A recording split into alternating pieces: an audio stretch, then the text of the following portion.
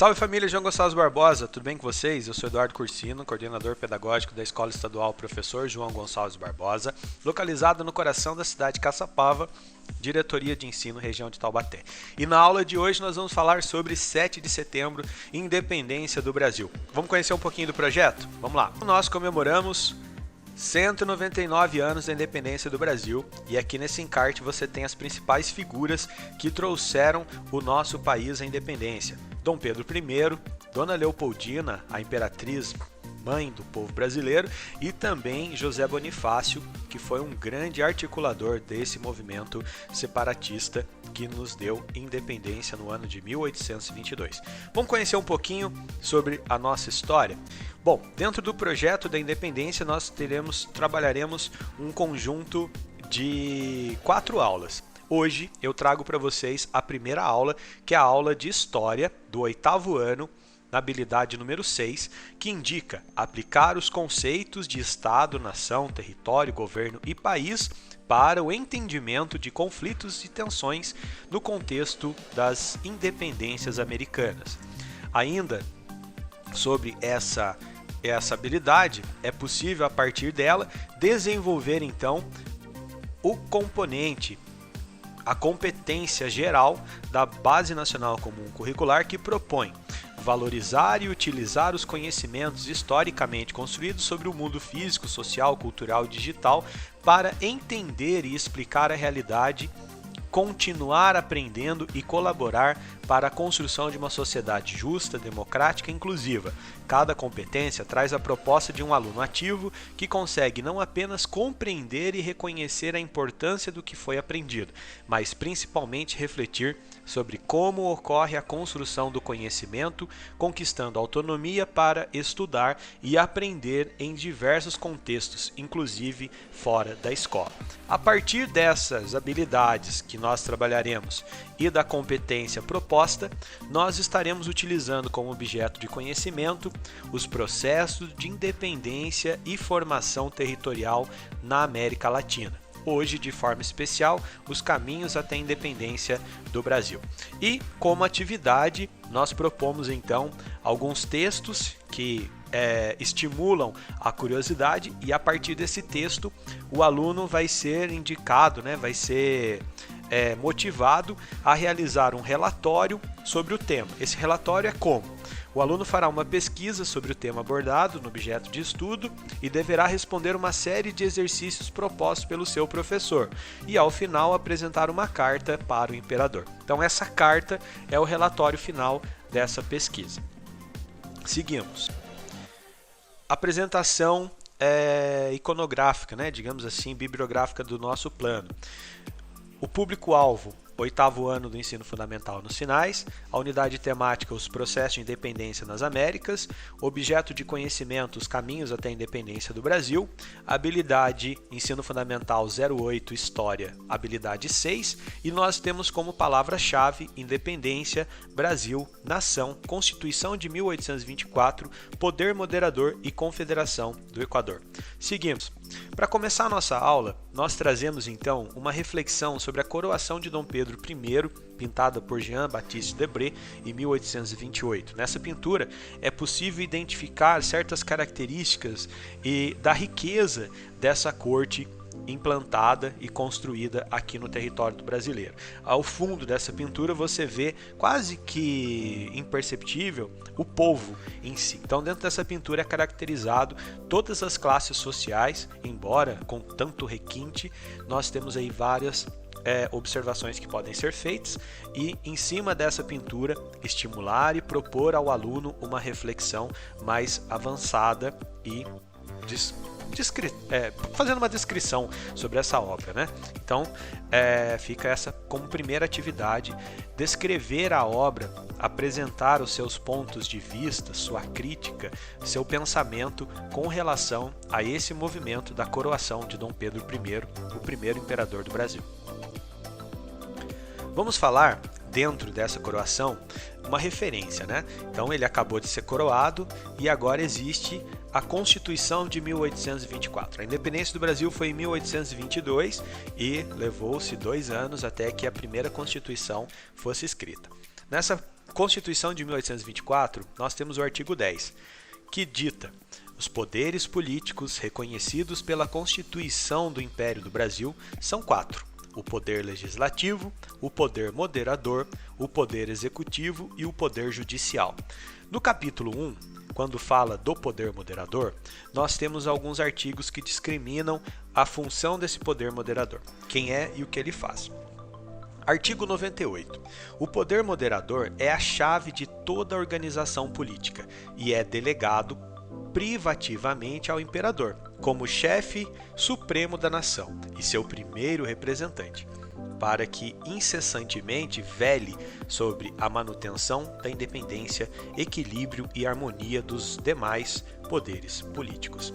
Artigo 99. A pessoa do imperador é inviolável, é sagrada, ele não está sujeito a responsabilidade alguma. Artigo 100.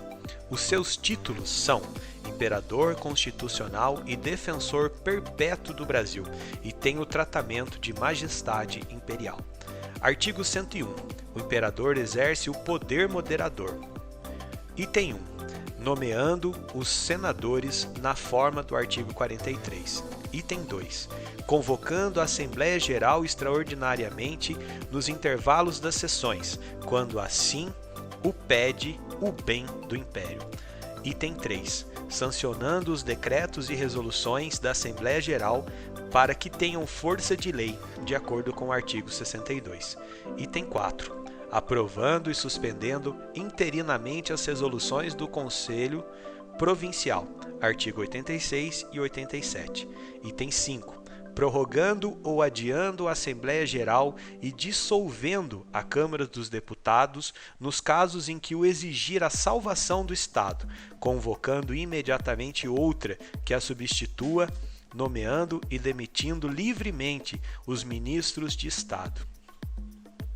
Item 7. Suspendendo os magistrados nos casos do artigo 154. Item 8. Perdoando e moderando as penas impostas e os réus condenados por sentença. Item 9. Concedendo anistia em casos urgentes e que assim aconselhem a humanidade e bem do Estado. Então, nós temos aqui esse momento de reflexão sobre os artigos da Constituição de 1824 e a partir dessa leitura nós vamos realizar as atividades. Mais duas perguntas, né? Depois de fazer uma reflexão sobre a pintura da coroação, agora nós vamos falar um pouquinho, fazer uma pesquisa mais aprofundada para responder essas duas perguntas. Qual era a função do poder moderador e por quem ela era exercida? Depois, a criação deste quarto poder, o poder moderador, limitava a democracia no país? Então nós temos essas duas reflexões. É muito importante utilizar dessa pergunta para que vocês enriqueçam cada vez mais a quantidade de informações que vocês possuem. Então esse é o momento de realizar a primeira pesquisa.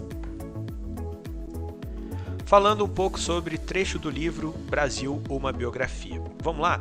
Em 2 de julho de 1824, os revolucionários proclamaram a independência de Pernambuco e ainda convidaram as demais províncias do Norte e Nordeste a se unirem a eles, formando a Confederação do Equador. Teoricamente, o novo Estado federalista independente seria constituído pelas províncias do Piauí, Ceará, Rio Grande do Norte, Alagoas, Sergipe, Paraíba e Pernambuco. Os confederados reivindicavam que o Brasil fosse organizado de maneira análoga às luzes do século, seguindo o sistema americano e não o exemplo da encarnecida Europa. Em 12 de setembro, forças terrestres lideradas por Pais Barreto atacaram Recife e em 5 dias derrotaram os rebeldes. Alguns líderes foram assassinados, enquanto outros, como Frei Caneca, acabaram presos. As execuções puseram fim ao movimento, mas deixaram lastros em Pernambuco que se frustrara e esperavam que a primeira Constituição do Império fosse federalista, dando autonomia administrativa às províncias. Todas as demais províncias foram perdoadas por Pedro I, em 7 de março de 1825. A altitude dadivosa, porém, não escondia divisões nem diminuía rancores. Então vejam bem, né? Mesmo perdoados por Dom Pedro I, ainda existia um certo rancor por parte dessas províncias. Tá aí mais uma reflexão para fazermos. 3 perguntinhas. Qual foi o objetivo da Confederação do Equador? Essa revolta demonstra que situação no Brasil recém-independente. É possível afirmar que após a independência o Brasil se tornou uma nação unida? Tá aí. Vamos refletir um pouquinho sobre isso.